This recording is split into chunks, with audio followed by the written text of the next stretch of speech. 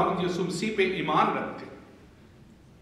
क्योंकि जो खुदावंद यीशु मसीह पे ईमान नहीं रखते वो खुदा के इंतजाम को झूठा ठहराते हैं।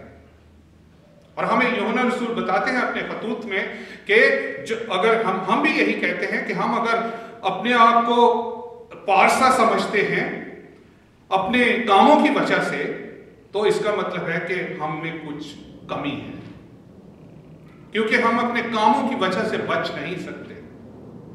हम सिर्फ खुदावंद यीशु मसीह की ग्रेस और मर्सी से बच सकते हैं। हम खुदा की उस तरस और रहम से बच सकते हैं जो कि मुफ्त है, उसमें कुछ करना नहीं है आपको। यहां पे खुदावंद यीशु मसीह जो है वो बताते हैं कि मैं अपनी रूह तेरे हाथों में सौंपता हूं।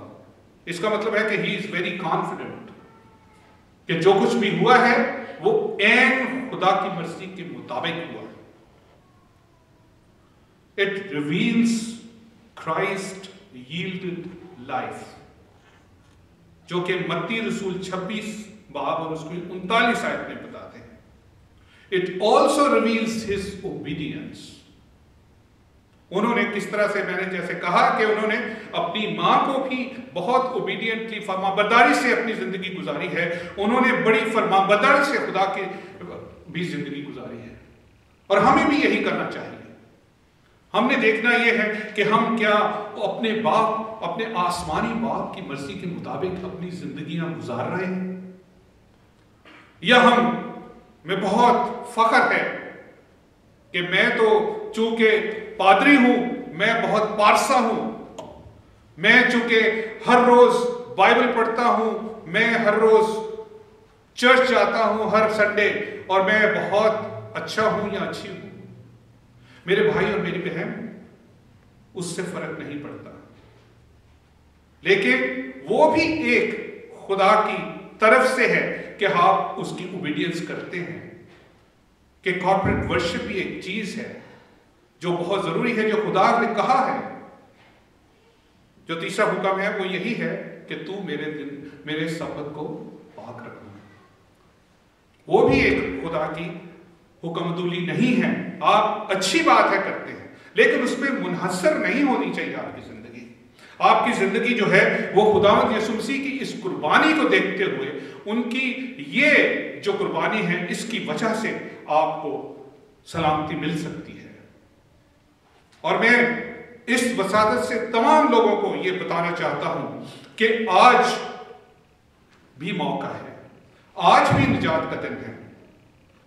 और जिन लोगों ने खुदावंद यीशु मसीह को अपना निजात दहिंदा कबूल नहीं किया, वो जरूर इस बात पे गौर करें कि इस मुबारक जुमा के वक्त हमें यह बात बहुत मौजू लगती है कि हम जब खुदावंद यीशु मसीह को, मुसीबत को, उनकी सौबतों को, उनके सलीब पे लटके होने को देखते हैं, तो हम यह महसूस करें कि किसी इंसान ने मेरे लिए अपनी जान दी है, और मेरा यह फर्ज बनता है कि मैं उसको कबूल करूं। और जब मैं उसको कबूल करता हूं या करती हूं, तो खुदा हमें अपने बच्चे बनाने का हक बख्शता है। और यह बात जो है, यह मसीहत में सबसे खूबसूरत है। किसी और लीडर ने यह क्लेम नहीं किया कि मैं जिंदगी का पानी हूं, मैं जिंदगी की रोटी हूं। सिर्फ खुदावंद यीशु मसीह के ये क्लेम्स हैं, और ये क्लेम को कोई झुटला नहीं सका आज तक। इसलिए मेरे भाई और मेरी बहन, मैं ये आपसे इस्तदा करता हूं कि खुदारा अपनी जिंदगियों को देखें, अपने ईमान को देखें, और अगर आपका ईमान खुदावंद यीशु मसीह पे नहीं है तो उसका कुछ फायदा नहीं है।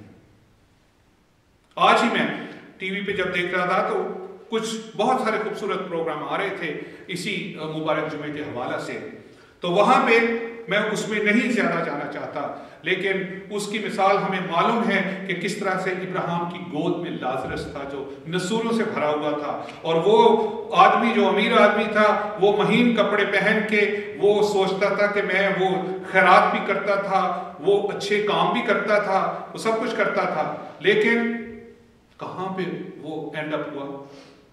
وہ جہنم میں. اور جو لازر تھا جو ایک ہیوملٹی تھا, ایک کہنا چاہیے بالکل اس میں انکساری تھی اور غربت تھی. غربت کا یہ مطلب نہیں کہ آپ بالکل غریب ہونا چاہیے آپ کو, نہیں, لیکن غربت جو ہے وہ دل کی غربت ہے. تو وہ ابراہیم کی گود میں پہنچتا ہے اور وہاں سے وہ دیکھتا ہے کہ وہ جو ہے وہ وہاں پہ یہ جہنم اور بہشت جو ہیں دونوں ایکچول جگہیں ہیں. لوگ سوچتے ہیں کہ یہ اسپریچول جگہ ہے, صرف روحانی جگہ ہے, نہیں, وہاں پہ باڈیلی ہم جائیں گے اور یہی بائبل ہمیں بتاتی ہے کہ ہم باڈیلی جائیں گے وہاں پہ.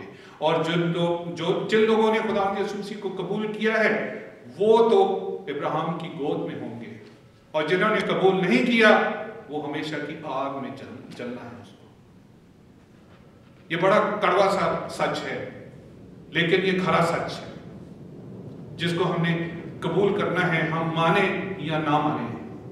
میرے بھائی اور میری بہن, جب ہماری زندگیاں ختم ہوں گی کیا ہم اس قابل ہیں کہنے کے کہ اے باپ میں اپنی روح تیرے ہاتھوں میں سونپتا ہوں؟ اور یہی قابلیت جو ہے ہمیں آنی چاہیے. خدا ہم آپ کو برکت دے. آمین.